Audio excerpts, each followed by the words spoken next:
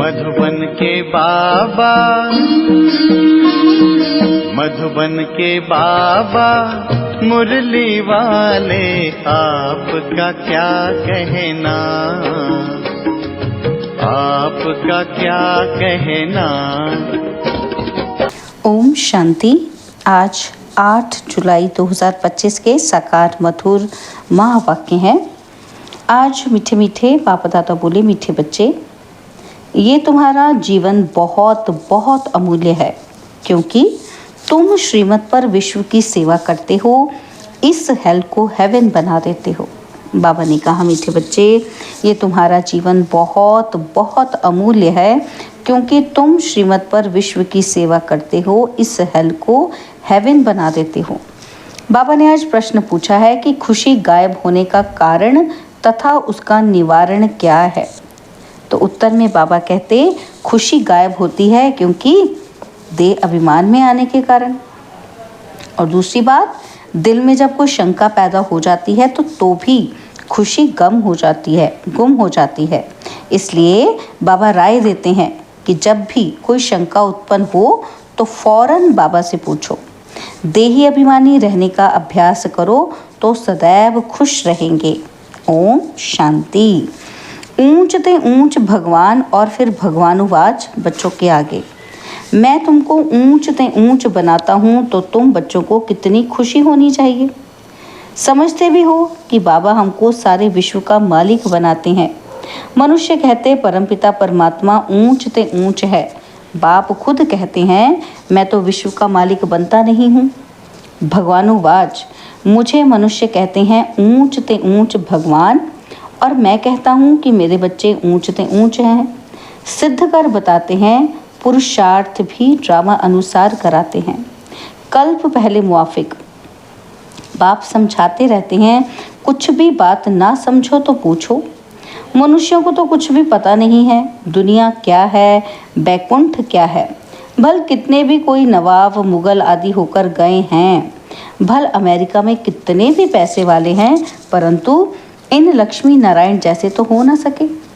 वह तो white house आदि बनाते हैं, परंतु वहाँ तो रत्न जड़ित गोल्डन हाउस बनते हैं। उसको कहा ही जाता है सुख धाम। तुम्हारा ही हीरो हीरोइन का पार्ट है, तुम डायमंड बनते हो। गोल्डन एज थी, अब है आयरन एज। बाप कहते हैं तुम कितने भाग्यशाली हो। भगवान खुद बैठ समझाते हैं तो तुमको कितना खुश रहना चाहिए। तुम्हारी ये पढ़ाई है ही नहीं दुनिया के लिए, ये तुम्हारा जीवन बहुत अमूल्य है, क्योंकि तुम विश्व की सर्विस करते हो। बाप को बुलाते ही हैं कि आकर हेल को हेवन बनाओ।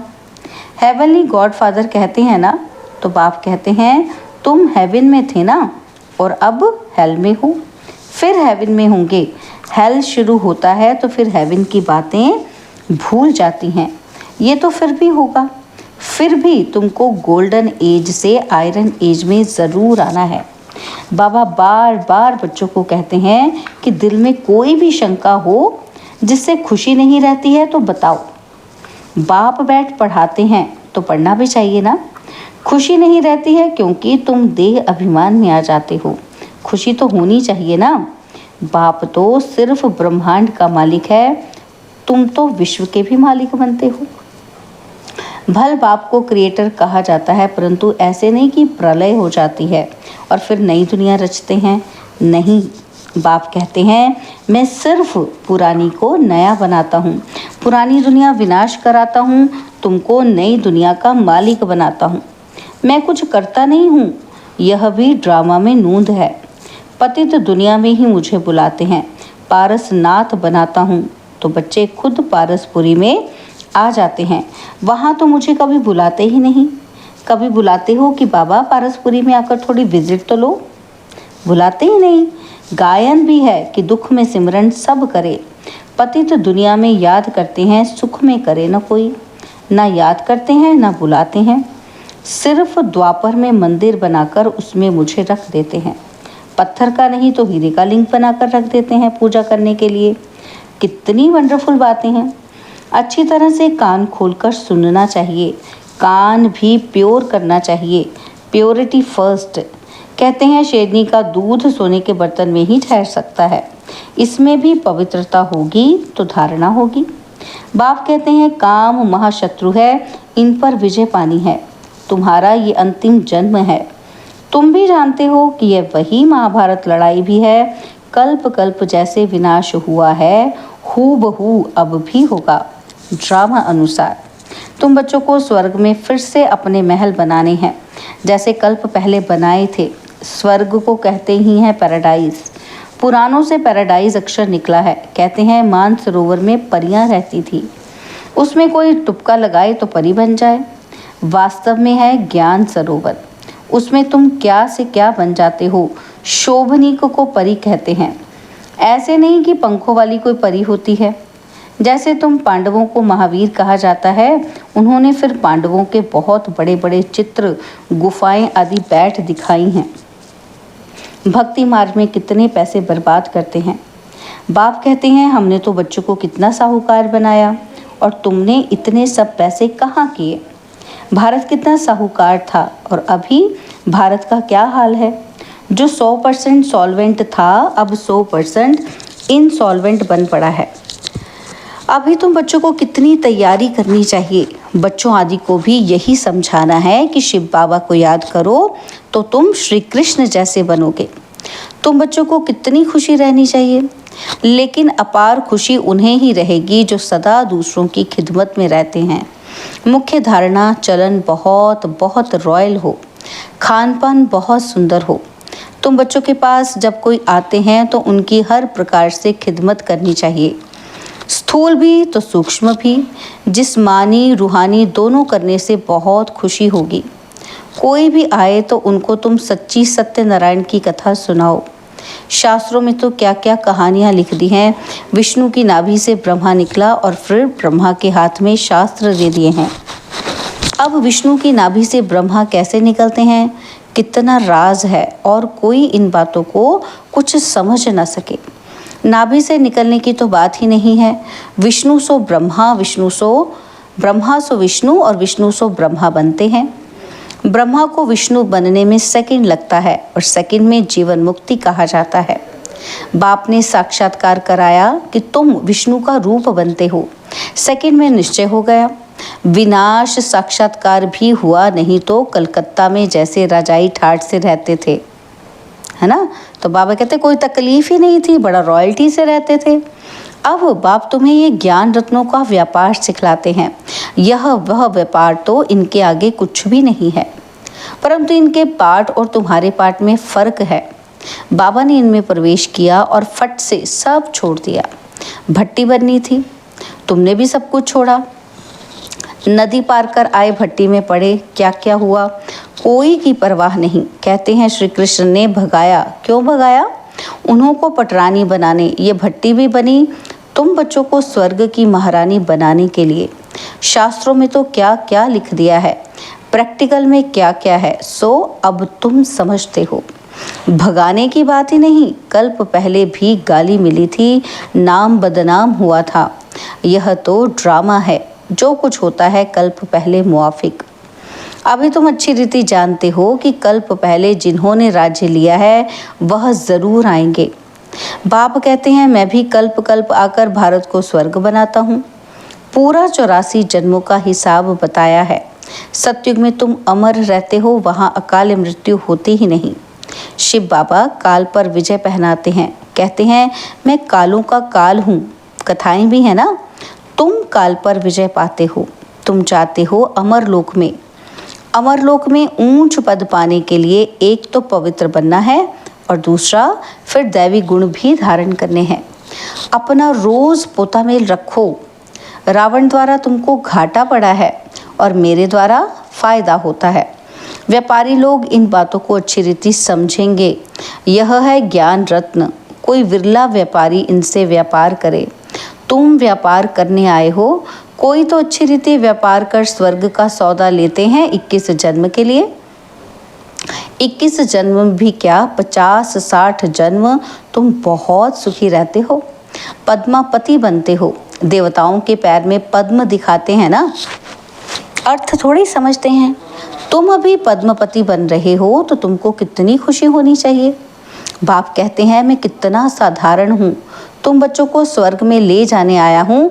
बुलाते भी हो कि हे पतित पावन आओ, आकर पावन बनाओ। पावन रहते ही हैं सुखधाम में। शांति धाम की कोई हिस्ट्री ज्योग्राफी तो हो नहीं सकती, वह तो आत्माओं का झाड़ है। सूक्ष्म वतन की कोई बात ही नहीं। बाकी यह सृष्टि चक्र कैसे फिरता है वो तुम जान गए हो। सतयुग में लक्ष्मी नारायण की डिनाइस्टी थी। ऐसे नहीं कि एक ही लक्ष्मी नारायण सिर्फ राज्य करते हैं, वृद्धि तो होती है ना। और फिर द्वापर में वही पूज्य सो पुजारी बनते हैं। मनुष्य फिर परमात्मा के लिए कह देते आपे ही पूज्य, जैसे परमात्मा के लिए सर्वव्यापी कह देते हैं। इन बातों को तुम ही समझते हो। आधा कल्प तुम गाते आए हो ऊंच ते ऊंच भगवान, और अब भगवानुवाच ऊंच ते ऊंच बच्चे हो। तो ऐसे बाप की राय पर भी चलना चाहिए ना। ग्रस्त व्यवहार भी संभालना है, यहाँ तो सब रह ना सके। पापा कहते सब रहने लगे तो कितना बड़ा मकान बनाना पड़े। यह भी तुम एक दिन देखेंगे कि नीचे से ऊपर तक कितनी बड़ी क्यू लग जाती है दर्शन करने के लिए। कोई को दर्शन नहीं होता है तो गाली भी देने लग पड़ते हैं, समझते हैं महात्मा का दर्शन करें। अभी बाप तो है बच्चों का, बच्चों को ही पढ़ाते हैं। तुम जिसको रास्ता बताते हो, कोई तो अच्छी रीति चल पड़ते हैं और कोई धारणा कर ही नहीं सकते। कितने हैं जो सुनते भी रहते फिर बाहर में जाते हैं तो वहाँ के वहाँ रह जाते। वो खुशी ही नहीं, पढ़ाई नहीं, योग नहीं। तो बाबा कितना समझाते हैं चार्ट रखो, नहीं तो बहुत पछताना पड़ेगा। हम बाबा को कितना याद करते हैं, चार्ट देखना चाहिए। भारत के प्राचीन योग की बहुत महिमा है। तो बाप समझाते हैं कोई भी बात नहीं समझो तो बाबा से पूछो। आगे तुम कुछ भी नहीं जानते थे। बाबा कहते हैं ये है कांटों का जंगल, काम महाशत्रु है। ये अक्षर खुद गीता के हैं। गीता पढ़ते थे परंतु समझते थोड़ी थे। बाबा ने सारी आयु गीता पढ़ी, समझते थे गीता का महात्मा बहुत अच्छा है। भक्ति मार्ग में गीता का कितना मान है। गीता बड़ी भी होती है, छोटी भी होती है। श्री कृष्ण आदि देवताओं के वही चित्र पैसे पैसे में मिलते रहते हैं। उन्हीं चित्रों के फिर कितने बड़े बड़े मंदिर बनाते हैं। तो बाप समझाते हैं तुमको तो विजय माला का दाना बनना है। ऐसे मीठे मीठे बाबा को बाबा बाबा भी कहते हैं। समझते भी हैं, स्वर्ग की राजाई देते हैं। फिर भी सुनंती कहंती अहो माया फारकती देवंती। बाबा कहा तो बाबा माना बाबा। भक्ति मार्ग में भी गाया जाता है पतियों का पति, गुरुओं का गुरु एक ही है। वो हमारा फादर है, ज्ञान का सागर पतित पावन है। तुम बच्चे कहते हो बाबा हम कल्प कल्प आपसे वर्षा लेते आए हैं, कल्प कल्प मिलते हैं। बाप बेहद के बाप से हमको ज़रूर बेहद का वर्षा मिलेगा। मुख्य है ही अल्फ, उसमें बेमर्ज है। बाबा माना वर्षा, वह है हद का और यह है बेहद का। हद के बाबा तो ढेर के ढेर हैं, बेहद का बाप तो एक ही है। अच्छा, मीठे मीठे 5000 वर्ष बाद फिर से आकर मिलने वाले बच्चों प्रति बाप दादा का याद प्यार और गुड मॉर्निंग। रूहानी बाप की रूहानी बच्चों को नमस्ते। हम रूहानी बच्चों की रूहानी बाप दादाजी को तलवार जान सिकवा प्रेम से नमस्ते। ओम शांति। प्यारे बाबा, मीठे बाबा, मेरे बाबा, शुक्रिया बाबा, शुक्रिया बाबा, शुक्रिया। धारणा के लिए मुख्य सार है। पहला पॉइंट है स्थूल सूक्ष्म खिदमत कर अपार खुशी का अनुभव करना और कराना है। चलन और खान पान में बहुत रॉयल्टी रखनी है। सेकंड पॉइंट है अमरलोक में ऊंच पद पाने के लिए पवित्र बनने के साथ साथ दैवी गुण भी धारण करने हैं। अपना पोता मेल देखना है कि हम बाबा को कितना याद करते हैं। अविनाशी ज्ञान रत्नों की कमाई जमा कर रहे हैं। कान प्योर बने हैं जिसमें धारणा हो सके। बाबा ने आज हमें वरदान दिया, सेवा करते हुए याद के अनुभवों की रेस करने वाले सदा लवलीन आत्मा भव। सेवा करते हुए याद के अनुभवों की रेस करने वाले सदा लवलीन आत्मा भव। याद में रहते हो लेकिन याद द्वारा जो प्राप्तियां होती हैं उस प्राप्ति की अनुभूति को आगे बढ़ाते जाओ। इसके लिए अभी विशेष समय और अटेंशन दो, जिससे मालूम पड़े कि ये अनुभवों के सागर में खोई हुई लवलीन आत्मा है। जैसे पवित्रता, शांति के वातावरण की भासना आती है, वैसे श्रेष्ठ योगी लगन में मगन रहने वाले हैं, ये अनुभव हो। नॉलेज का प्रभाव है, लेकिन योग के सिद्धि स्वरूप का प्रभाव हो। सेवा करते हुए याद के अनुभवों में डूबे हुए रहो, याद की यात्रा के अनुभवों की रेस करो। स्लोगन है, सिद्धि को स्वीकार कर लेना अर्थात भविष्य प्रारब्ध को यहाँ ही समाप्त कर देना। सिद्धि को स्वीकार कर लेना अर्थात भविष्य प्रारब्ध को यहाँ ही समाप्त कर देना। बाबा के अव्यक्त इशारे हैं, संकल्पों की शक्ति जमा कर श्रेष्ठ सेवा के निमित्त बनो।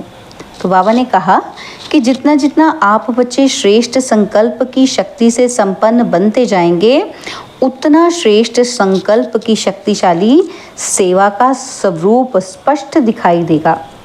हर एक अनुभव करेंगे कि हमें कोई बुला रहा है, कोई दिव्य बुद्धि द्वारा शुभ संकल्प का बुलावा हो रहा है, कोई फिर दिव्य दृष्टि द्वारा बाप और स्थान को देखेंगे। दोनों प्रकार के अनुभवों द्वारा बहुत तीव्र गति से अपने श्रेष्ठ ठिकाने पर पहुंच जाएंगे। अच्छा, ओम शांति।